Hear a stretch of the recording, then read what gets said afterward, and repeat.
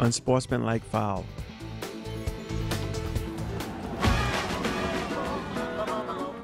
The officials should call unsportsmanlike fouls when, in their judgment, there is no legitimate attempt by a player to directly play the ball within the spirit and intent of the rules, or when a player causes excessive contact with the opponent.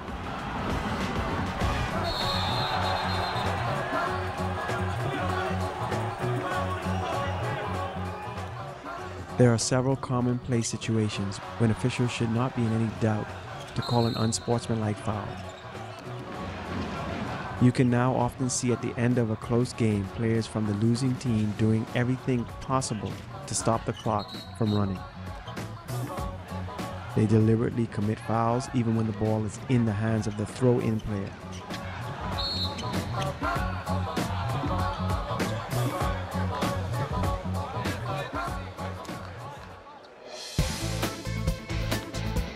Fouls after losing the ball.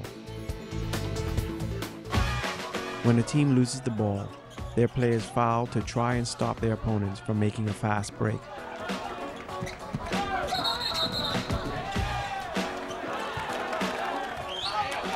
After a player steals the ball, the other team makes a legitimate attempt to regain the ball.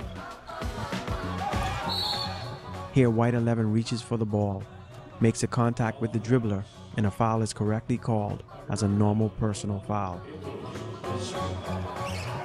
The foul, if committed, is made only to deprive the opponent of a fast break. In these situations, unsportsmanlike fouls are correct decisions.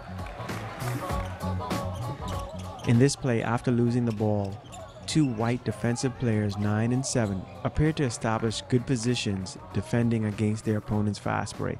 But if the dribbler beats the nearest White player, the red team immediately has a decisive advantage in this play. Attacking players generally run forward more quickly than defenders can retreat, so the defenders are forced into fouling in order to stop the fast break. The official's whistle stops 3 running red players who have only 2 defenders in front of them. A foul is called, as in sportsmanlike, and this is correct. Red 8 and Red 13 pass the ball to each other, and White 13 steals the ball.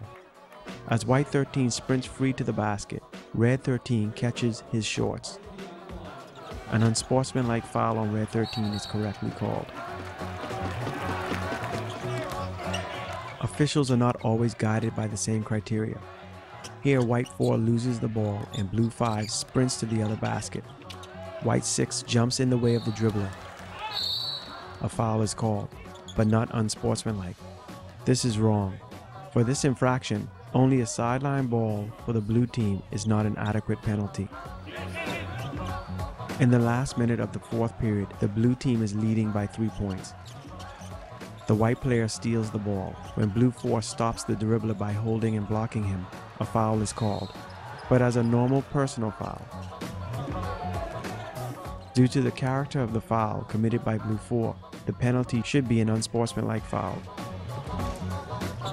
The next 2 similar play situations have different official decisions and emphasizes the importance of being consistent and having the same criteria. When a pass by White 14 is stolen by Red 10, the red players race to the opponent's basket. White 10 fouls his opponent. Here, the central official immediately calls an unsportsmanlike foul. This is correct. However, watch this play.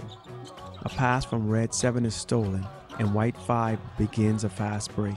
Here, Red 5 stops his opponent by catching his body, but in this play, only an ordinary personal foul is called. An unsportsmanlike foul should be called. A sideline ball as a penalty for this foul, as per a normal foul, is a disadvantage to the White team. In this example, a jump shot by Red 6 is blocked by White 7. White 11 is the first to the ball, and Red 6 jumps under the opponent. Red 6 makes no attempt to play the ball. When such a foul is not called as an unsportsmanlike foul, then it is an incorrect decision.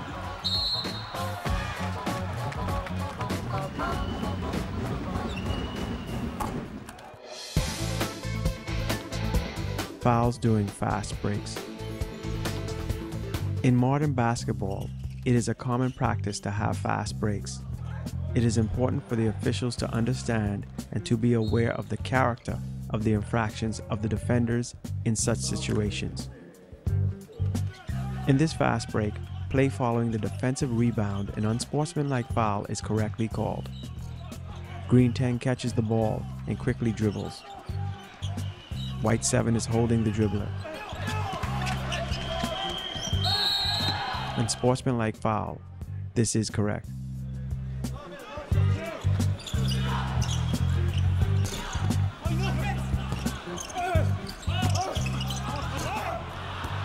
White 15 rebounds the ball and skillfully dribbles and beats the defender. Blue 10 fouls and is correctly called as an unsportsmanlike foul. In replay, it is clearly seen that Blue 10 establishes a legal guarding position and moves backwards. This is legal movement, however, when White 15 suddenly changes direction. Blue 10 just pushes the dribbler.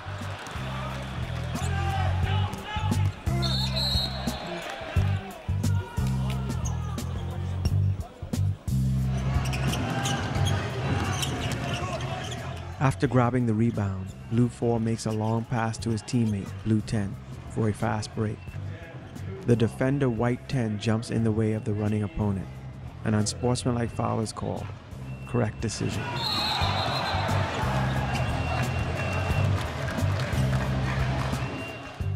Following a missed shot by Red 15, White 13 catches the ball and sprints forward. Red 7 simply blocks the dribbler with his body. To call this infraction only as a normal foul is against the spirit of the game. When an attacking player has no opponent in front of him and is ready to finish the fast break, the defender often fouls without any serious intention of trying to get the ball. Unsportsmanlike foul. Obviously, in the majority of these situations, the foul committed by the defender is unsportsmanlike. Watch this play again. White 7 approaching the offensive player from the left side has no real chance of even touching the ball.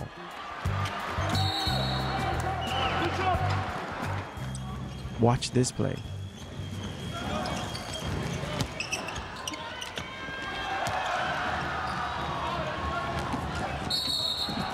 Let's see it again. White 6 intercepts a pass from Blue 5 and dribbles to the front court, supported by his teammate. He beats Blue 15, who runs after the dribbler, but is far away from the play. Blue 6 crosses the path of White 6, making a hard contact. In this play, a foul is called, but not an unsportsmanlike one. This is an incorrect decision.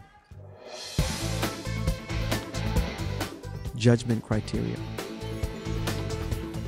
The official basketball rules say that when judging whether a foul is an unsportsmanlike foul, the principle of whether excessive contact was used should be applied.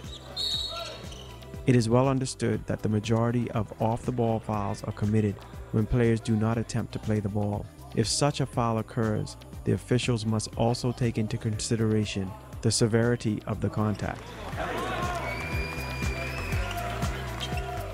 The yellow team has the ball on the opposite side of the court. Yellow 11 enters the restricted area from the table side and is roughly stopped by Red 14. This is excessive contact, and the two officials simultaneously call an unsportsmanlike foul on Red 14. Rough play must be strictly penalized in the very first occasion. This will guarantee game control. Excessive contact is dangerous for the game of basketball. After an inbounds pass, Blue 6 receives the ball, penetrates into the restricted area and passes. The hard elbow from Yellow 14 could even be judged as a disqualifying foul. Fortunately, at the Men's World Championships 2006, such contacts were exceptions. Excessive contact on players with the ball happens more often. It is very important that officials use the same criteria for similar situations. Let's watch two examples. Here the red team inbounds the ball and passes it quickly to Red 9. White 5 physically stops the dribbler. An unsportsmanlike foul is correctly called. White 5 doesn't try to move and maintain a defensive position. but just acts to stop his opponent. Here a foul is committed by black 6 against white 10, who is dribbling the ball. The foul should also be called as an unsportsmanlike foul. To call it as a normal foul is not as according to the spirit of the rules. Unfortunately, in modern basketball, some players commit hard fouls as a drastic last remedy to stop their opponents from scoring. White 5 receives a pass from white 4 under the basket and prepares to shoot. Blue 5 is holding the body of his opponent with both arms and makes no attempt to get the ball. Correct call of an unsportsmanlike foul. In a similar play, the white team steals the ball and moves to the front court. White 11 runs under the opponent's basket, receives the ball, and it seems that no one will be able to prevent him from shooting. Red 7 openly holds and pushes the attacking player. One official calls an unsportsmanlike foul, and the other official calls a regular personal foul. An unsportsmanlike foul should be called against Red 7.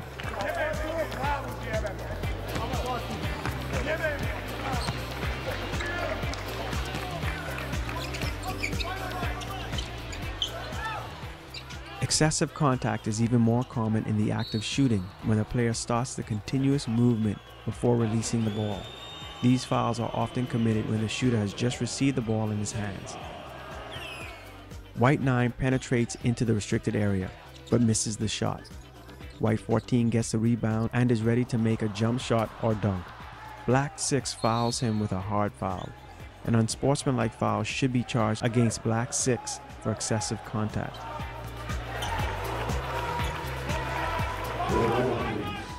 The next play is very similar to the previous one.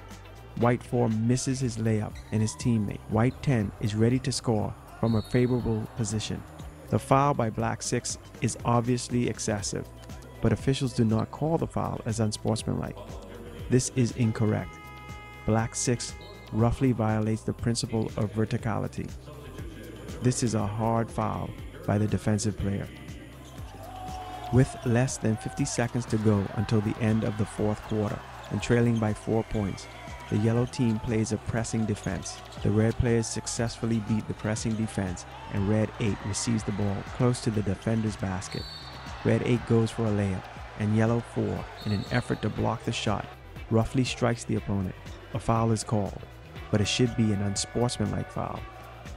The last two examples emphasize once again the importance of clear criteria for officials regarding the use of excessive contact.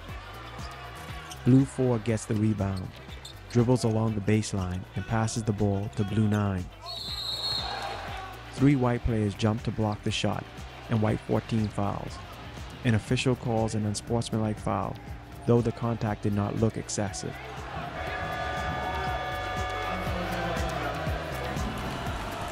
In another similar play, after several passes by the black team, the ball finally ends with Black 12, who is ready to score. White 5 jumps and roughly fouls the shooter. An ordinary foul is called, but in this case it should be an unsportsmanlike foul. The officials need to be attentive. An attempt to block a shot doesn't excuse the hard hit on the shooter's arm by White 5.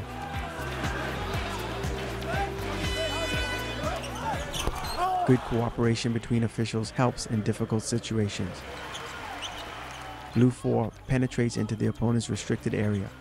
He is fouled by White 7 and then is roughly fouled by White 14. The foul on White 7 is called by the lead official. The unsportsmanlike foul on White 14 is called by the trail official. Excellent mechanics. Both officials report their decision to the scorer's table.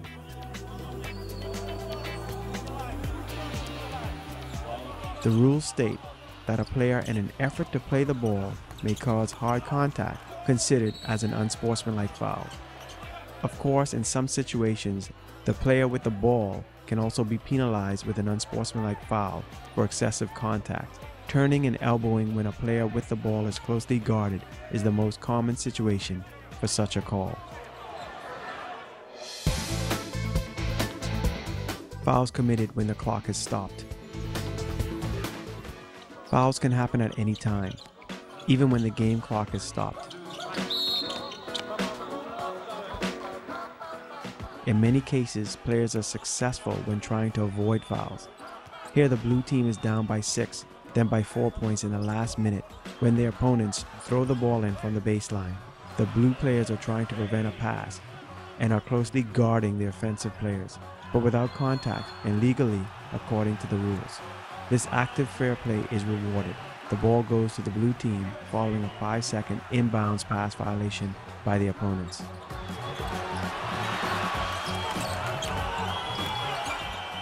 Unfortunately, in the modern game, there are many other recent examples when fouls become a tactical weapon. A common practice usually happens at the end of the game.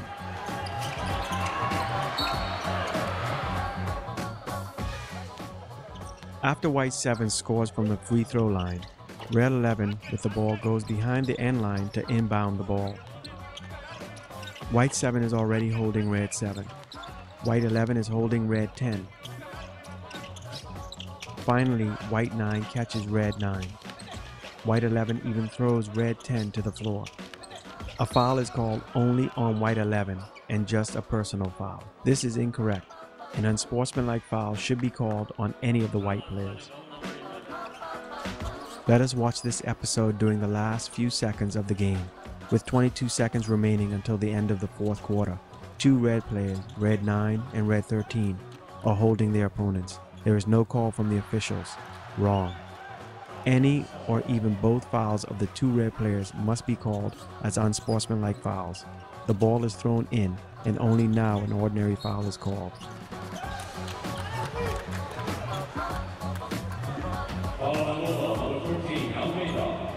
Nine seconds later, after red 4 scores, his teammate, this time red 15, approaches white 11 as soon as his opponent receives the pass, and once again, the officials only call an ordinary personal foul.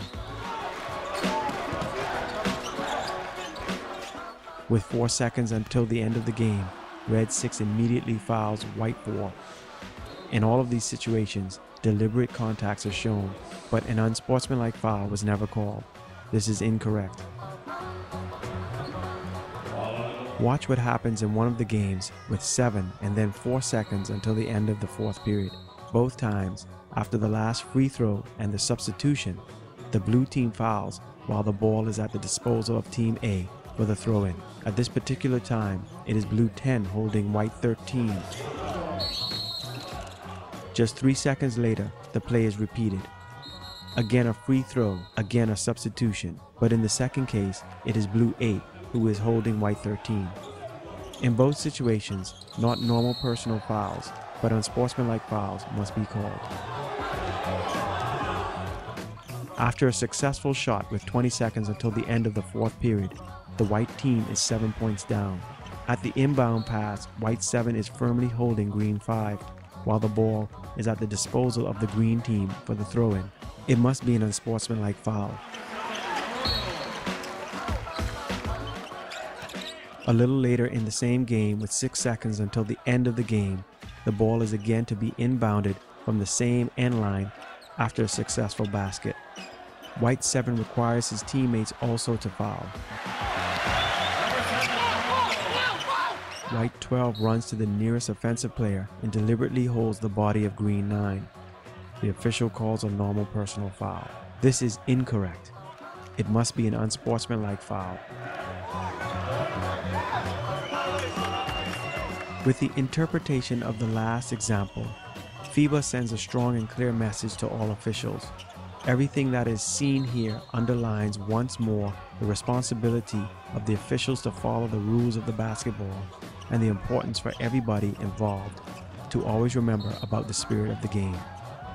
Let's watch it again and analyze carefully. After a free throw is successfully made by blue 4, only 3 seconds remain to the play in the fourth period. The white team is entitled to throw the ball in from the end line. While the ball is still not in the hands of the white player, who is behind the end line, blue 12 is already holding a white player. Practically immediately, blue 4 catches the body of white 10. Blue 12 continues to push the white player, and this causes the reaction of the nearest official. Unfortunately, the center official doesn't react at all to the continual holding of white 10 by blue 4.